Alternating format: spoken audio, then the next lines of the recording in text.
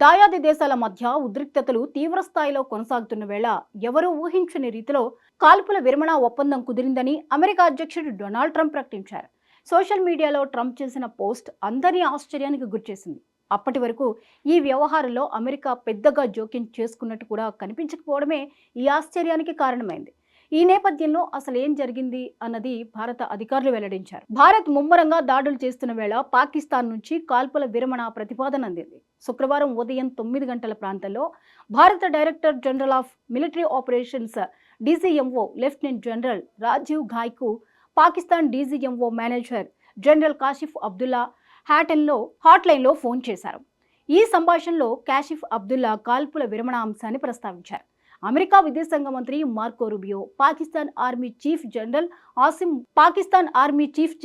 ఆసిమ్ మునీర్తో జరిపిన సంభాషణను కూడా ఆయన ప్రస్తావించారు. ఈ పరిణామం కాల్పుల విరమణ ప్రతిపాదన పాక్ ఆర్మీ ఉన్నతాధికారుల నుండే వచ్చిందన్న దానికి ఒక స్పష్టమైన సూచన అన్నమాట. అయితే లెఫ్టినెంట్ జనరల్ ఘాయ్ ఈ విషయాన్ని తన పై అధికారులకు తెలియచేసినప్పటికీ పాక్ డీజీఎంఓతో చర్చలు జరపాల్సిందిగా ఆయనకు ఎటువంటి ఆదేశాలు రాలేదు. ఉదయం 10:50 భారత విదేశాంగ కార్యదర్శి విక్రమ్ మిశ్రీ నిర్వహించిన మీడియా సమావేశంలో కూడా పాకిస్తాన్ నుంచి వచ్చిన ఈ ప్రతిపాదన గురించి ఎటువంటి ప్రస్తావన చేయలేదు. ఆ సమావేశంలో భారత వైమానిక దళం పాకిస్తాన్ వైమానిక స్థావరాలపై చేసిన దాడులు, వాటి వల్ల కలిగిన నష్టాలను మాత్రమే ఆయన వెల్లడించారు. ఆసక్తికరంగా ఉదయం 11 గంటల ప్రాంతంలో అమెరికా విదేశాంగ మంత్రి మార్కో రూబియో భారత విదేశాంగ మంత్రి ఎస్ జయశంకర్కు ఫోన్ చేసిన సమయానికి ఐఏఎఫ్ దాడులను మరింత ఉధృతం చేసింది. పాక్ వాయుసేనకు అత్యంత కీలకమైన నూర్ఖాన్ ఎయిర్ బేస్ను ధ్వంసం చేసింది. దాంతో పాక్ హడలిపోయింది. కీలక సైనిక వైమానిక స్థావరాలను భారత్ లక్ష్యంగా చేసుకుని దాడులు చేస్తుండటంతో తీవ్ర ఆందోళనకు గురైంది. ఈ దశలోనే పాక్ నుంచి కాల్పుల విరమణ ప్రతిపాదన భారత్ కందింది. ఇక అమెరికా విదేశాంగ మంత్రితో సంభాషణ అనంతరం జయశంకర్ ఎక్స్లో చేసిన పోస్ట్ను బట్టి భారత్ వైఖరి ఎప్పుడూ ఆచితూచి బాధ్యతాయుతంగానే ఉంటుంది, ఇప్పుడు అదే విధంగా ఉంది అని రూబియోకు స్పష్టం చేసినట్లు తెలుస్తోంది. ఉద్రిక్తతలు తక్షణమే తగ్గించాలని రూబియో పట్టుబట్టినప్పటికీ అప్పటి పరిస్థితులను బట్టి ఆ ప్రతిపాదనకు జయశంకర్ ప్రాధాన్యత ఇవ్వలేదని అర్థమవుతోంది. అదే సమయంలో ప్రధాని నరేంద్ర మోదీ అధ్యక్షతన జరిగిన ఉన్నత స్థాయి సమావేశంలో రక్షణ మంత్రి రాజ్నాథ్ సింగ్, జాతీయ భద్రతా సలహాదారు Ajit Doval, chief of defence staff Anil Chauhan, త్రివిధ దళాధిపతులు general Upendra Dwivedi, admiral Dinesh Tripathi, air chief marshal AP Singh, IB రా చీఫ్లు తపన్ దేకా, రవి సిన్హా పాల్గొన్నారు. ఈ సమావేశంలో పాల్గొన్న వారంతా భారత్ ప్రస్తుతం పైచేయి సాధించిందని, ఈ ఆధిక్యతను మరింత పటిష్టం చేసుకోవాలనే ఏకాభిప్రాయానికి వచ్చారు. పాకిస్తానే స్వయంగా కాల్పుల విరమణకు ముందుకు రావడం కూడా భారత్ ఆధిక్యతను సూచిస్తోందని వారు విశ్లేషించుకున్నట్లు కూడా తెలిసిందే.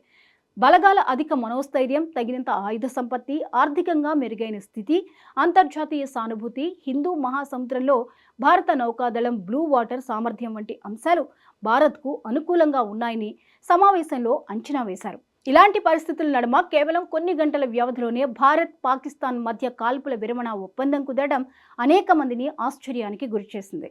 దీనిపై అంతర్జాతీయంగా మరో వాదన ప్రచారంలో ఉంది. అమెరికా ఉపాధ్యక్షుడు జేడీ వ్యాన్స్ శుక్రవారం నాడు ప్రధాని మోదీకి ఫోన్ చేసి పాకిస్తాన్ ప్రమాదకరంగా ఉద్రిక్తతలను పెంచే ప్రణాళికలపై బహుశా అణ్వాయుధాల ప్రయోగం కావచ్చు అమెరికా నిఘా సమాచారాన్ని షేర్ చేసినట్లుగా, దీనివల్లే భారత్ వెనక్కి తగ్గిందని రక్షణ వర్గాలను ఉటంకిస్తూ కొన్ని వార్తా సంస్థలు పేర్కొన్నాయి. అయితే ఈ వివరణ కూడా పూర్తి స్థాయిలో సంతృప్తికరంగా లేదని కొందరు భావిస్తున్నారు. ఎందుకంటే పాకిస్తాన్ తన అణ్వాయుధాలను ప్రయోగించడానికి వెనుకాడబోమని గతంలో అనేక సార్లు బహిరంగంగానే ప్రకటించింది. అంతేకాకుండా వ్యాన్స్ సలహా ఇచ్చిన 24 గంటల తర్వాత కూడా భారత్ దాడులతో ఒత్తిడి పెంచుతూనే వచ్చింది. అయినప్పటికీ పాక్ ఆత్మరక్షణ ధోరణిలోనే ఉండిపోయింది తప్పితే తెగించి దాడులు చేయలేకపోయింది. దానికి తోడు శనివారం నాడు పాకిస్తాన్ తన అణ్వాయుధాలను పర్యవేక్షించే నేషనల్ కమాండ్ అథారిటీ సమావేశాన్ని ఏర్పాటు చేసి ఆ తర్వాత రద్దు చేసుకోవడాన్ని భారత్ పరోక్షంగా ఎగతాళి చేసినట్లు కూడా వార్తలు వచ్చాయి.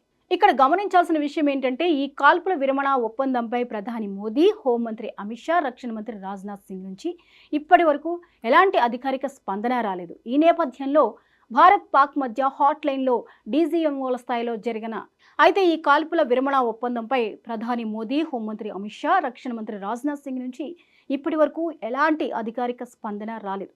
అంటే దీనిని బట్టే మనకు అర్థమవుతుంది తెర వెనుక పాక్ చేసిన కుటిల యత్నాలేంటో.